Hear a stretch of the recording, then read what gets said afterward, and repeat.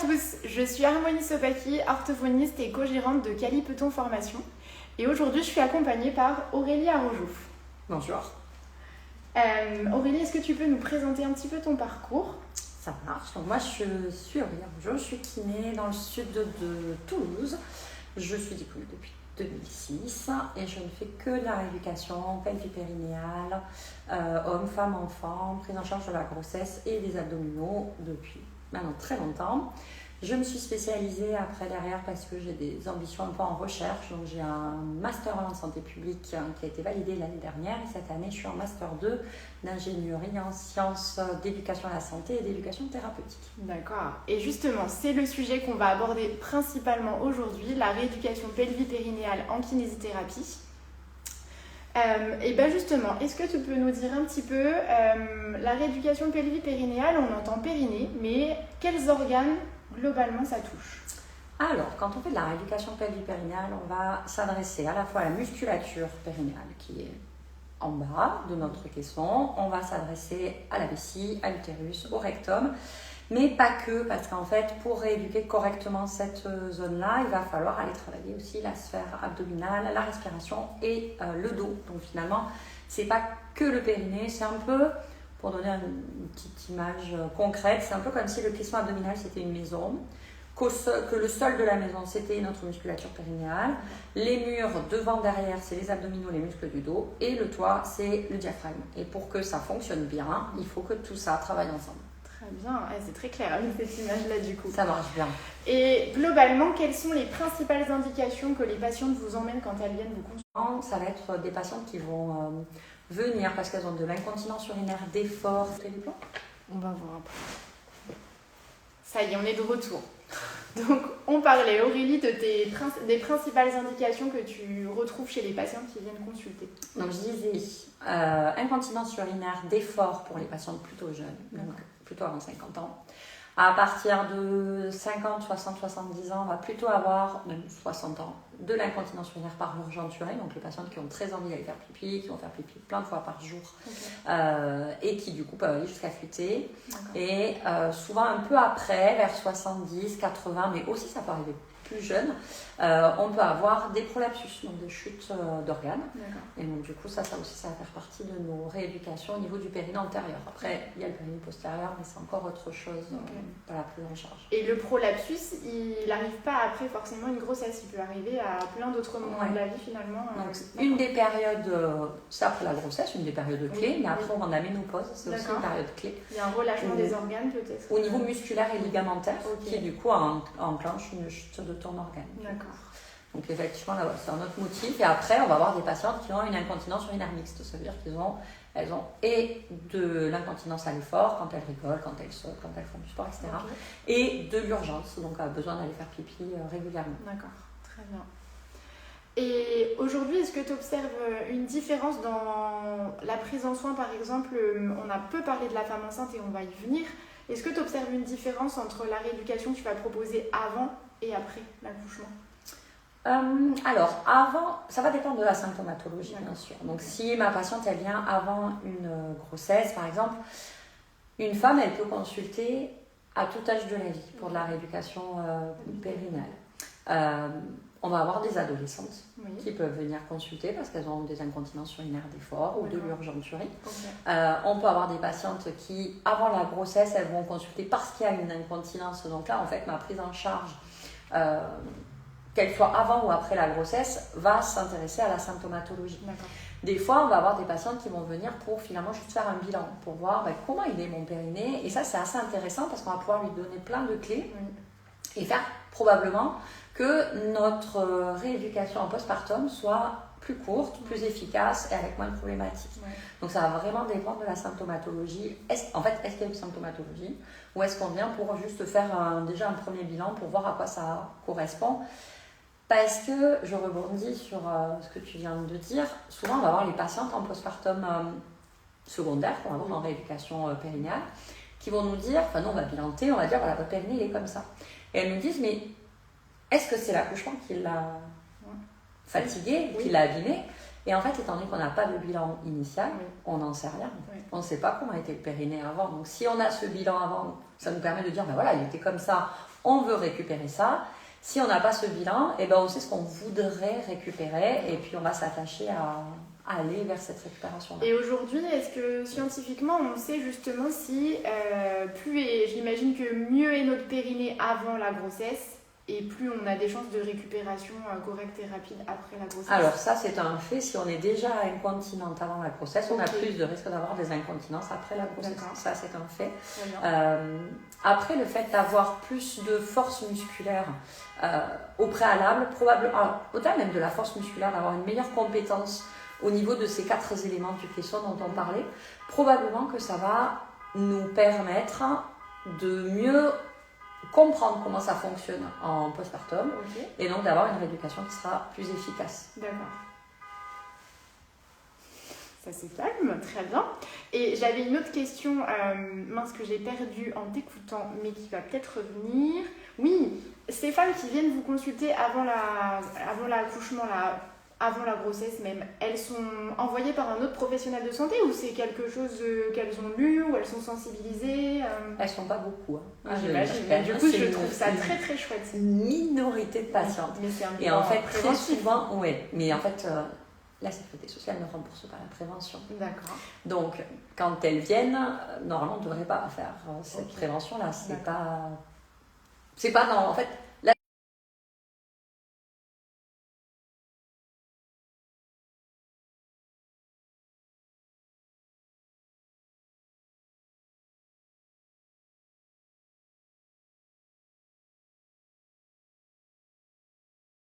à ma kiné qui m'a dit que on ne pouvait pas savoir comment c'était parce qu'il n'y avait pas eu de bilan. Oui. Peut-être que tu devras en faire un. Oui. Et du coup, elle demande une ordo au médecin. D'accord. Et si elle le demande juste pour faire un bilan de prévention, souvent elles n'ont pas d'ordo. D'accord. Donc du coup, soit elles font un petit motif, il faut trouver un motif. Soit on trouve un motif, soit elles payent leur séance. Ok, très bien. Ça serait un chouette bilan prévention à penser et à réfléchir en tout cas. On est d'accord. Et du coup, globalement, sur quels axes tu vas travailler avec ces patientes qui viennent te voir en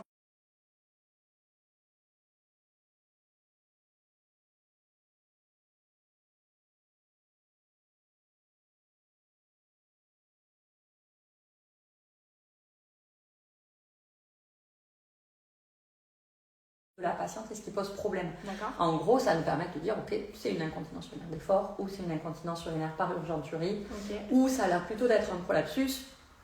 Et du coup, je vais choisir ma piste rééducative en fonction de ce bilan. Si c'est une incontinence urinaire d'effort, très souvent, on va avoir une mauvaise utilisation entre notre périnée et nos abdos. Donc, il va falloir qu'on arrive à recoordonner un petit peu tous ceux qui sont là.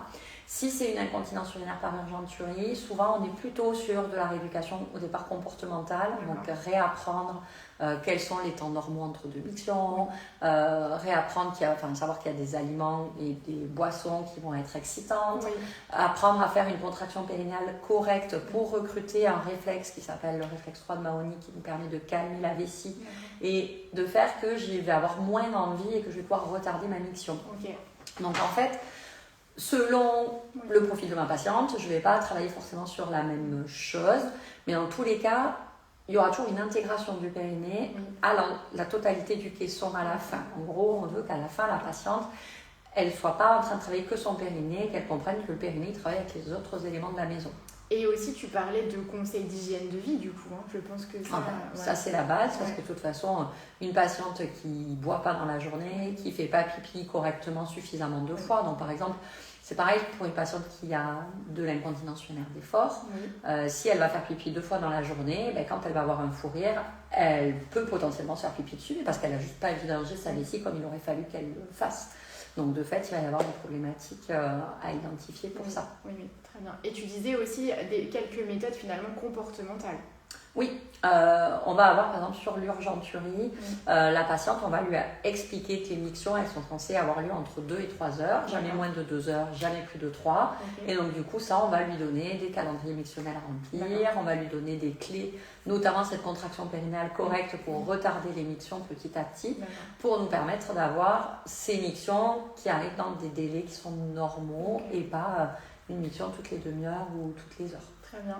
Et en moyenne, vous arrivez un petit peu à situer en fonction des demandes combien de temps de séance ça demande? C'est très variable d'une femme à l'autre. Très très variable.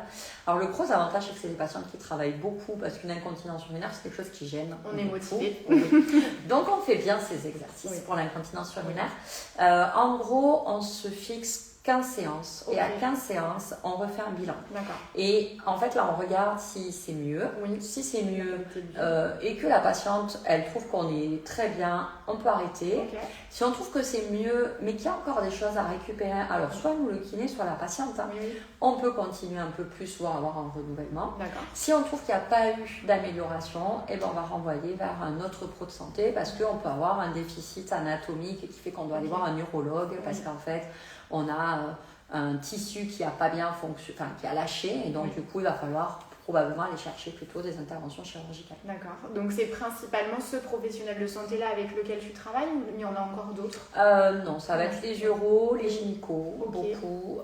Pour la sphère anorectale et digestive, avec les gastro qui vont être pas mal impactés. Donc c'est essentiellement eux qui sont nos interlocuteurs privilégiés. Très bien. Après, on a les sages-femmes qui peuvent intervenir dans le cadre du postpartum, elles n'ont pas le droit de prescrire la kiné. Donc du coup, on peut être en échange, mais du coup, ça ne sera pas des prescripteurs comme on peut avoir avec les médecins. Et tu parlais potentiellement donc de chirurgie si jamais le traitement en kinésithérapie ne permet pas à la patiente d'aller là où elle veut aller. Mais est-ce que finalement, des fois, en post-chirurgie, tu revois aussi les patientes pour proposer autre chose? Alors, pas beaucoup. D'accord. Les médecins ne le prescrivent pas énormément. En fait, par exemple, là, au niveau du prolapsus, on a des recommandations qui sont sorties en 2021. Et dedans, on nous dit qu'après une chirurgie du prolapsus, faire de la kiné, c'est laissé au choix du chirurgien. En fonction de ce qu'il estime que la patiente a besoin de rééduquer. Donc, dans les faits, un prolapsus, par exemple, un organe ne chute pas sans raison. Il va chuter parce qu'on a un problème de gestion des pressions très souvent et on va avoir des mauvaises utilisations au niveau du caisson abdominal, du périnée. Et si je n'ai pas fait de rééduc avant, je vais opérer, mais en fait, je n'ai pas réglé la cause de ma problématique. Les difficultés respiratoires, les difficultés posturales. C'est ça. Et donc, du coup, il faut que je le mette en place. Mais ça, c'est le médecin qui va décider de le prescrire ou pas. Il arrive qu'après une chirurgie, il y a un échec et finalement que la patiente soit aussi dans une plainte qui soit quasi identique à celle qu'elle a connue avant la chirurgie. D'accord. Ça peut. C'est l'enjeu du bonheur. Et là, on a beaucoup parlé des femmes enceintes. Est-ce que tu peux nous dire si la rééducation pelvipérinéale, elle concerne aussi les hommes et les enfants? Et donc oui, ça c'est ce que je te disais au début, moi j'agis dans tous ces domaines-là, et même là la femme, on a parlé de la sphère antérieure, mais on fait aussi la sphère postérieure, donc les patientes qui vont avoir des incontinences au sel, des incontinences au gaz, de la constipation. Chez les hommes, on va faire pareil, tout ce qui est problématique de la sphère postérieure, mais aussi tout ce qui est problématique de prostate, donc avec un adénome et une chirurgie, par exemple. Donc, on va avoir des incontinences chez l'homme qu'on va venir rééduquer. Et chez les enfants, on va aussi rééduquer tout ce qui va être trouble en lien avec la sphère urinaire. Donc, par exemple, les pipis au lit après 5 ans. Tout ce qui va être problématique en lien aussi avec la zone anorectale. Donc, ça va être ce qu'on appelait au niveau médical, c'est une oncoprésie. En fait, c'est un enfant qui se fait des selles dessus à un moment inadapté. Donc ça, on va le travailler. Mais on va travailler après chez l'enfant un petit peu plus âgé, par exemple, sur l'incontinence urinaire d'effort, par exemple, au fou rire, au sport, etc. Tout ça, il y en a pas mal qui sont concernés. Donc finalement, ça touche un peu tout le monde dans la population.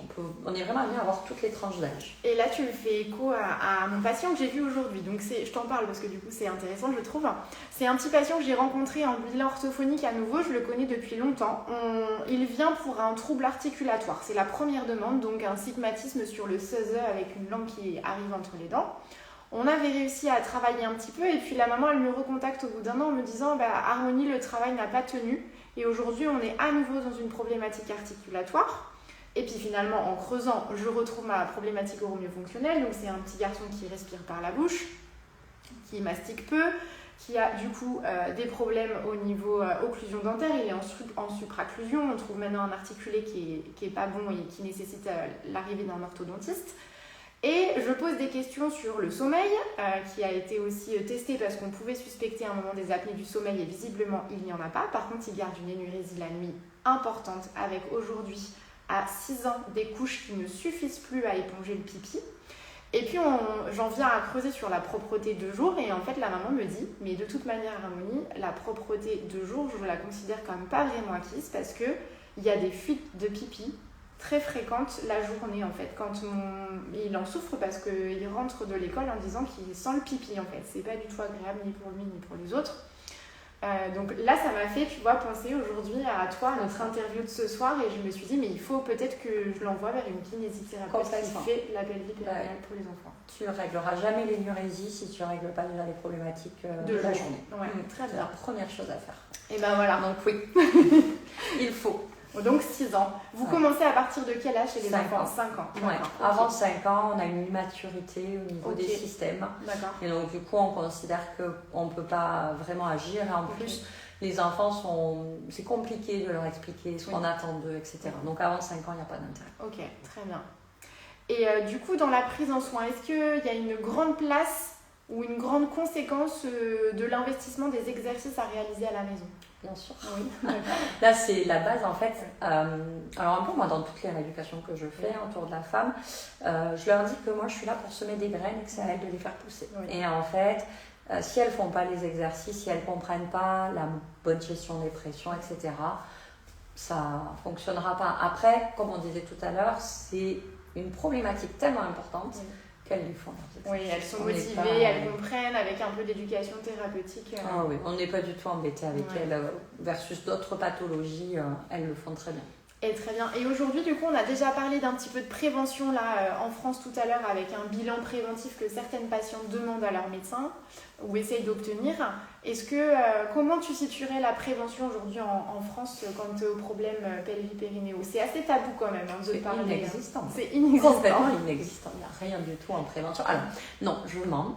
On commence à avoir des recherches et des articles qui sortent sur l'intérêt de faire de la prévention chez les jeunes filles, plutôt adolescentes. Et donc, il y a des parcours qui sont mis en place, notamment dans le nord de la France. Et là, il y a une étude qui est en train d'être faite au niveau de toute la France, parce qu'il y a eu un financement qui a été obtenu, pour voir si le fait de faire de l'éducation auprès des jeunes filles a un intérêt. Et donc là, ça a l'air d'être assez... C'est des programmes ETP? Ouais.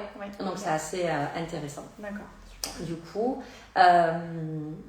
après, à part ça, il n'y a pas grand-chose, pour la simple et bonne raison que, ce qu'on disait, il n'y a pas de financement pour ça en fait. Donc ça, c'est des choses qui pourraient passer par les CPTS et les MSP. La CPTS qui a une vraie vocation de prévention, ce qui n'est pas le cas de nos actes en kiné à côté de ça. Les bus en santé aussi, hein. Dans certaines régions, il y en a de plus en plus des bus médicalisés qui viennent aussi faire des tournées de prévention dans les villages. C'est ça.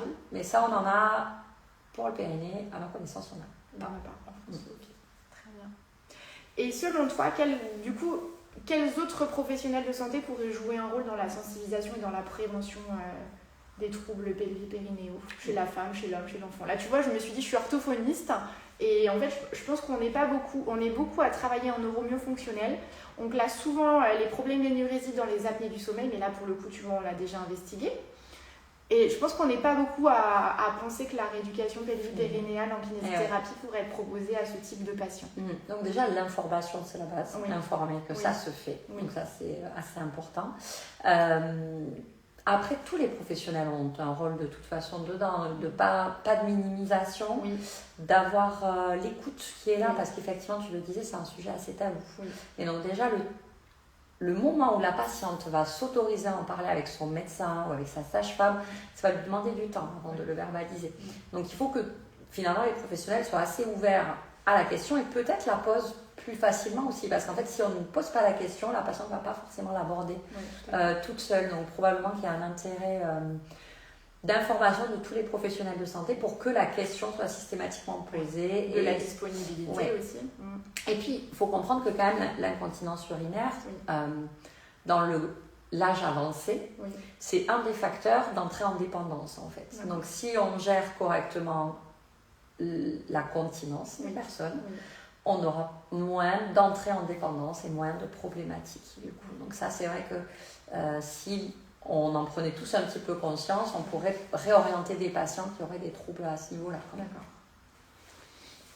Et aujourd'hui, du coup, on parle d'un sujet tabou là depuis tout à l'heure. Si tu devais justement aussi déconstruire un ou deux mythes que la société nous ramène fréquemment, qu'est-ce que les patientes évoquent? Qu'est-ce qu'elles entendent comme phrases un peu clichés de leur famille ou de la société? L'incontinence urinaire, c'est normal. D'accord. Dès que tu as eu un enfant, il n'y a pas de problème.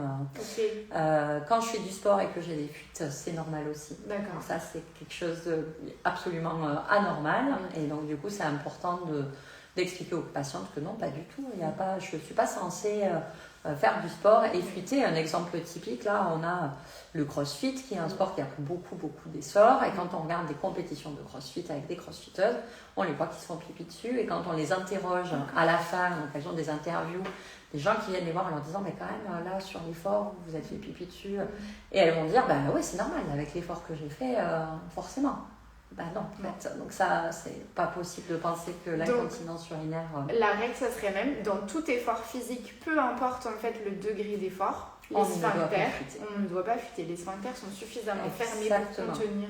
C'est ça. Okay. Et donc ça, c'est vrai dans le sport et c'est vrai dans le grand âge aussi. C'est pas parce que je vieillis que mon périnée, je suis vouée à avoir des troubles urinaires.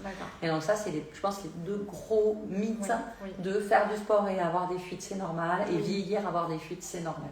Absolument pas. On est fait pour avoir des sphincters qui tiennent. Oui, et en plus, tu as touché énormément à la qualité de vie, et qu'on soit jeune sportif ou vieux, en fait, on a toujours envie d'avoir la même qualité de vie correcte, on va dire. De base, on est bien d'accord.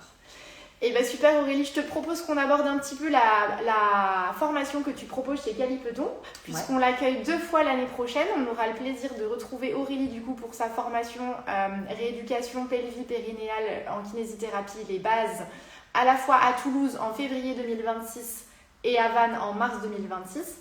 Et du coup, est-ce que tu peux nous dire un petit peu comment ça se passe? Comment ça se passe, comment ça s'articule? Donc déjà, c'est une formation qui n'aborde que la femme. Donc ça, c'est important. On ne parle pas de l'homme, on ne parle pas de l'enfant, et on ne va pas parler de tous les problèmes de la femme parce que c'est très dense.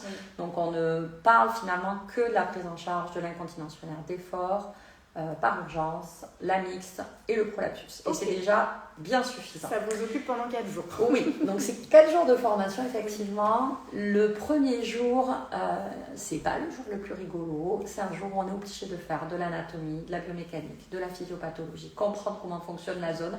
C'est simplifié au maximum avec juste les données les plus importantes pour comprendre comment ça fonctionne. Une fois qu'on a fait ça, on passe un bon moment à expliquer le bilan, parce que le bilan en pelvipérinéologie, c'est hyper important de bien le maîtriser, parce que si j'ai fait un bon bilan, je sais exactement ce que je vais avoir à faire derrière en prise en charge. Donc il faut à tout prix que ça se soit bien fait. Donc ça, généralement, on le finit le premier jour. D'accord. Le deuxième jour, on va travailler sur tout notre caisson. Donc la posture, la respiration, comment savoir que mon caisson est bien en place. Une fois que j'ai mis tout ça en place, je vais continuer mon bilan avec la deuxième partie du bilan qui est le bilan interne. Parce que sur la première partie qu'on a fait la veille, c'est l'interrogatoire de la patiente. Là, on va aller regarder en interne comment je bilante, qu'est-ce que je viens étudier, regarder, quelle structure musculaire, étudier son endurance, étudier sa force, sa répétitivité, etc. De là, je vais voir quelles techniques de kiné existent. Donc, on va prendre toutes nos techniques et les décrire. Ça a fini notre deuxième jour. Le troisième jour, c'est un jour où on ne fait que de la pratique. Donc, en fait, on a plein de petits ateliers où on va pouvoir... tester qu'est-ce que c'est que le biofeedback, comment on l'a sur nous, tester à faire un bilan avec son binôme pour le verbaliser, faire un bilan périnéal sur une patiente qui vient, donc un modèle qui vient pour tester et faire le premier toucher vaginal et dédramatiser ce toucher vaginal. Donc on a plusieurs ateliers comme ça sur toute la journée. Et le dernier jour, l'objectif c'est de tout resynthétiser et on prend chaque pathologie et on dit ok, là j'ai une incontinence urinaire d'effort, ma patiente, qu'est-ce que je vais avoir au bilan, qu'est-ce que je dois aller chercher, comment je vais la rééduquer, en faisant quelle technique, etc. J'ai une incontinence urinaire par éventurie, qu'est-ce que je fais, j'ai un prolapsus. Voilà, donc on prend chaque pathologie, ça permet de tout synthétiser. Exactement, de tout remettre en place. Merci. Et du coup, super cette présentation. Donc, on aura le plaisir de te revoir l'année prochaine pour cette formation. D'ailleurs, il reste des places sur la session de Toulouse et sur la session de Val. Et là, tu vois aussi, Aurélie, en avant-dernière question, je suis en train de réfléchir à la problématique que j'ai eue aujourd'hui en séance et je me dis, mais en fait, moi, je suis orthophoniste. Comment je fais pour aller trouver une kinésithérapeute qui est formée à la pelvipérinéologie chez l'enfant? Je vais sur le site de l'AFREP, Association française de rééducation en pelvipérinéologie, qui recense tous les kinés de France qui sont adhérents. Il faut être adhérent. Donc, de base, si on fait de la pelvipérinéologie de façon importante, on est sur l'annuaire. Aujourd'hui, je crois qu'on est un peu plus de 900 référencés en France. On va sur l'annuaire, on choisit son département et on va avoir... L'annuaire est disponible pour tout le monde, on n'est pas obligé de se créer un compte. Absolument pas. Il est accessible pour les patients, pour les médecins, etc. Pour tous les professionnels de santé. Et après, des fois, il y a des associations locales. Alors là, maintenant, il y a de plus en plus d'associations locales. On a eu en Bretagne. Tout à fait, le BKPP, vous savez qu'il les référence, mais de plus en plus d'assos locales intègrent la FREP. Et donc, du coup, les professionnels d'assos locales, d'ici la 2026, ça devrait être sur la majorité des assos locales. Vous pourrez les retrouver directement sur la FREP. Et si jamais il n'y a pas sur la FREP, ça peut être intéressant de les contacter, de dire voilà, je cherche un kiné formé. Il y a des vieux listings aussi qui existent et on peut avoir des noms d'anciens adhérents qui n'ont pas réadhéré, par exemple. Je crois qu'on a un annuaire où il y a plus de 2000 noms dessus. Donc, du coup, il y a moyen de les contacter quand même pour voir s'ils n'ont pas des références. Donc, c'est une chouette ressource là dont tu nous as parlé et que je mettrai à la suite sur les réseaux, dans le live là en commentaire. Et ben, si tu devais donner un dernier mot, une dernière phrase pour donner envie aux collègues en kinésithérapie de venir te rejoindre à la formation, qu'est-ce que tu leur dirais? C'est compliqué ça. Je leur dirais que le périnée, c'est la base au niveau de tout ce qu'on fait en rééducation.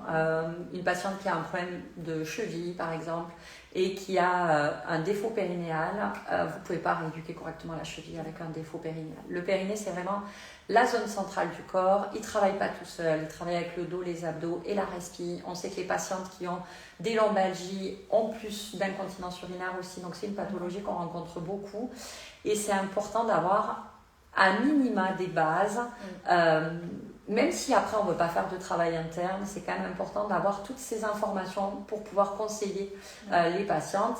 Et après, si on veut faire du travail interne, c'est super, on est sur des prises en soins qui sont géniales parce que les patientes, elles sont vraiment très actrices dans leur traitement et dans leurs exercices, et du coup, c'est chouette. C'est chouette. On progresse bien et c'est intéressant aussi au niveau cognitif parce que nous, ça nous fait beaucoup réfléchir sur les problématiques diverses et variées des patientes. Donc, c'est une belle rééducation à faire. Et vraiment, faut se lancer. Ouais, faut y aller. Eh ben, merci beaucoup Aurélie, c'était un réel plaisir de discuter là de ce sujet avec toi. Merci à toi. De rien, et j'espère que j'aurai l'occasion de te reproposer une interview sur un autre sujet qui te tient à cœur. Ça marche, merci beaucoup. Au plaisir. Au revoir.